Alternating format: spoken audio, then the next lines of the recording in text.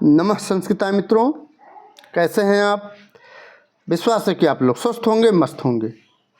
मित्रों, आज हम लोग एक नया चैप्टर शुरू कर रहे हैं समास का, ठीक है। और इसमें हम लोग केवल समास के बारे में आज हम लोग अध्ययन करने वाले हैं। और इसके PYQ अर्थात प्रीवियस ईयर क्वेश्चन जो आए हैं और जिन प्रश्नों की आने की संभावना है उसके बारे में आज हम लोग देखेंगे। केवल समास से हम लोग आज शुरुआत कर रहे हैं समास की, ठीक है। मैं हूं मनोज पांडे, आप देख रहे हैं मंगलम मंत्रा चैनल। अगर यह समास की वीडियो आपको पसंद आती है तो इस चैनल को सब्सक्राइब अगर नहीं किए हैं तो सब्सक्राइब कर दीजिएगा और चैनल को लाइक करना ना भूलिएगा, ठीक है। पहला प्रश्न है इसका, समास का अर्थ है, ठीक है। यह कब आया है? 2011 में आया है। कब आया है? 2011 में ये देखिए आ गया है, ठीक है। क्या कह रहा है? समास का अर्थ है। तो समास का क्या अर्थ है? मास सहित या संक्षिप्तीकरण या समान आस वाला या इनमें से कोई नहीं, ठीक है। तो हम लोग पढ़ करके आए हैं समसनम समास अर्थात एक पदानाम एक पदी भवनम समास। अनेक पदों का एक पद हो जाना क्या कहलाता है? समास है, ठीक है। समास कहलाता है, ठीक।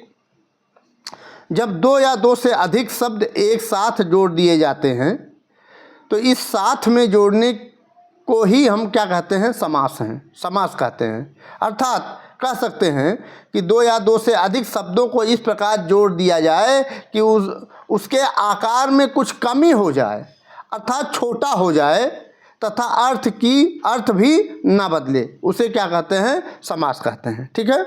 तो समास का अर्थ यहाँ भी क्या हो जाएगा? संक्षिप्तीकरण। क्या हो जाएगा? संक्षिप्तीकरण। बी ऑप्शन आपका सही हो जाएगा, ठीक। नेक्स्ट है, सुबंत पद के साथ सुबंत पद के समास को कहा जाता है। क्या शुभ सुबह कहते हैं या सुपु सुपा कहते हैं या सुपा कहते हैं या सुपा कहते हैं? तो क्या कहते हैं यह भी देखिए 2004 के एग्जाम में यह प्रश्न पूछा गया है, ठीक है। क्या हो जाएगा? आपका हो जाएगा सुपा कहते हैं, ठीक है। जब सुबंत पद के साथ सुबंत पद के समास को क्या कहा जाता है? सुपा समास कहा जाता है। सी ऑप्शन आपका सही हो जाएगा, ठीक है। सुप मतलब पद होता है, ठीक। नेक्स्ट है, समास की प्रक्रिया होती है। यह भी देखिए TGT की 2005 की परीक्षाओं में ये पूछा गया प्रश्न है, ठीक। यह वीडियो इसलिए भी बहुत महत्वपूर्ण हो जाता है कि इसमें हमको ये पता लग रहा है कि प्रीवियस ईयर में किस तरह के प्रश्न आए हुए हैं और किस तरह से आए हैं और कैसा हमको पढ़ना चाहिए, कैसे हमको पढ़ना चाहिए, किस तरह से पढ़ना चाहिए, उसका एक आइडिया हमको मिल जा रहा है, ठीक है। तो पूछ रहा है समास की प्रक्रिया होती है, दो वर्णों के बीच में होती है समास की प्रक्रिया, या दो पदों के बीच में होती है समास की प्रक्रिया, या दो वाक्यों के बीच में होती है समास की प्रक्रिया, या एक वर्ग और एक पद के बीच होती है समास की प्रक्रिया, ठीक है। तो इसमें देखिए दो वर्णों के बीच क्या होता है? ये संधि होती है। दो वर्णों के बीच क्या होता है? संधि होती है, ठीक है। दो वर्णों के बीच में क्या होती है? संधि होती है। अर्थात संधि में हम लोग वर्णों से वर्णों को मिलाना सीखते हैं, वर्णों को मिलाना सीखते हैं, ठीक है। फिर दो पदों के बीच समास होता है। दो पदों के बीच क्या होता है? समास। समास में एक पद से दूसरे पद को हम मिलाना सीखते हैं। एक समास में क्या सीखते हैं? एक पद से दूसरे पद को मिलाना समास में सीखते हैं। और दो वाक्यों के बीच, तो वाक्य मतलब कारक, दो वाक्यों के बीच हम लोग कारक का अध्ययन करते हैं। कारक क्या है? वाक्य ही है, ठीक है। तो कौन सा सही हो जाएगा?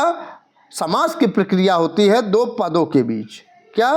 दो पदों के बीच समास की प्रक्रिया होती है। बी ऑप्शन आपका सही हो जाएगा, ठीक। फिर पूछ रहा है भूतपूर्व में समास विधायक सूत्र है, ठीक है। अब यहाँ 3 प्रश्न बन सकते हैं। एक तो पूछ रहा है कि भूतपूर्व में कौन सा समास विधायक सूत्र लगा हुआ है, क्या कुगत प्रादयः लगा हुआ है, या उपसर्जनम पूर्वम लगा हुआ है, या प्राग कडारात समासः लगा हुआ है, या सहसुपा लगा हुआ है। तो इसमें अगर कोई पूछे भूतपूर्व में कौन सा समास है तो केवल समास है। कौन सा समास? केवल। मतलब केवल समास उसी को कहते हैं जिसमें न तो अव्ययी भाव समास, न तो तत्पुरुष हो जाए, न तो कर्मधारय हो जाए, न तो द्वंद्व द्विगु या न बहुव्रीहि हो करके जिसमें कोई समास नहीं बनता है उसको हम क्या कहते हैं? केवल समास। ठीक है, मात्र केवल समास कहते हैं। ठीक है, यह भी देखिए टीजीटी की 2021 में यह प्रश्न पूछा गया है। ठीक, तो भूतपूर्व में कौन सा समास, कौन सा विधायक सूत्र लगा हुआ है समास में? तो सहसुपा लगा हुआ है। क्या लगा हुआ है? सहसुपा। पूछेगा कि भूतपूर्व में किस सूत्र से केवल समास हुआ है? तो सहसुपा सूत्र से केवल समास भूतपूर्व में हुआ है। ठीक है, डी ऑप्शन आपका सही हो जाएगा। डी ऑप्शन बिल्कुल सही हो जाएगा। ठीक है, लेकिन अगर भूतपूर्व का समास विग्रह देखा जाए तो क्या हो जाएगा? पूर्वम भूतः। क्या? पूर्वम भूतः। ठीक है, ये हो जाएगा भूतपूर्व का समास विग्रह। ठीक, पूर्वम भूतः। ठीक, नेक्स्ट है नैकः में कौन सा समास है? यह भी देखिए टीजीटी की परीक्षा 2010 में ये आ चुका है। 2010 की परीक्षा जो हुई थी टीजीटी की, उसमें यह प्रश्न आ चुका है कि नैकः में कौन सा समास है। ठीक है, नैकः में कौन सा समास है? क्या नई समास है, या अव्ययी भाव समास है, या एक शेष द्वंद्व समास है, या सुपसुपा समास है? ठीक है, तो हम लोग नैकः का समास विग्रह क्या हो जाएगा? तो न धन क्या हो जाएगा? एकः। क्या हो जाएगा? एकः। ठीक है, क्या हो जाएगा? नैकः हो जाएगा। ठीक है, न धन एकः, नैकः हो जाएगा। और नैकः में कौन सा समास है? तो इसमें सुपसुपा समास है। कौन सा समास है? सुपसुपा समास है। डी ऑप्शन आपका बिल्कुल सही हो जाएगा। डी ऑप्शन बिल्कुल सही हो जाएगा। ऐसे ही एक बहुत इम्पॉर्टेंट शब्द पूछता है वागर्थाविव में कौन सा समास है? तो इसमें भी वागर्थाविव में भी केवल समास है। वाणी और अर्थ की तरह। वागर्थाविव मतलब वाणी और अर्थ की तरह। वागर्थौ इव इसका समास विग्रह हो जाएगा। वागर्थौ इव। ठीक है,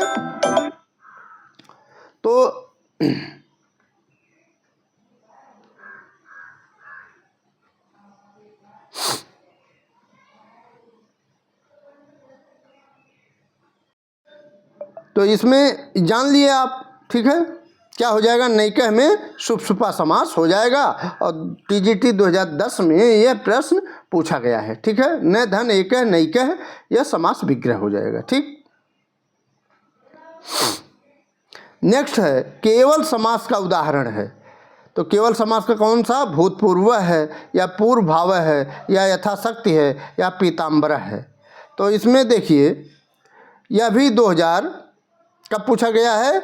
2016 में ये प्रश्न आपको पूछे गए हैं। ठीक है, टीजीटी की परीक्षा में। ठीक है, तो कौन सा समास इसमें हो जाएगा? केवल समास का कौन सा उदाहरण है? तो भूतपूर्व। क्या है? भूतपूर्व। ए ऑप्शन आपका बिल्कुल सही हो जाएगा। कौन सा ऑप्शन? ए ऑप्शन बिल्कुल सही हो जाएगा। ठीक है, तो हम लोगों ने देखा इस वीडियो में कि किस तरह से समास का नाम दे देगा, सूत्र पूछ लेगा, किस तरह से सूत्र दे देगा, पूछ लेगा कौन सा समास है, या समास विग्रह दे देगा, कौन सा पद बनेगा, यह पूछ सकता है। तो 3 तरह से प्रश्न को दे सकता है एग्जामिनर टीजीटी या एलटी की परीक्षाओं में। तो इस तरह से आपको पढ़ना चाहिए। ठीक है, आज हम लोग केवल समास के बारे में अध्ययन किए।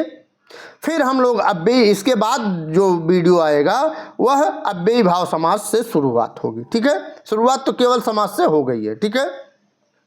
अच्छा, एक आता है विशेष संज्ञा विनिर्मुक्तम डैश डैश डैश।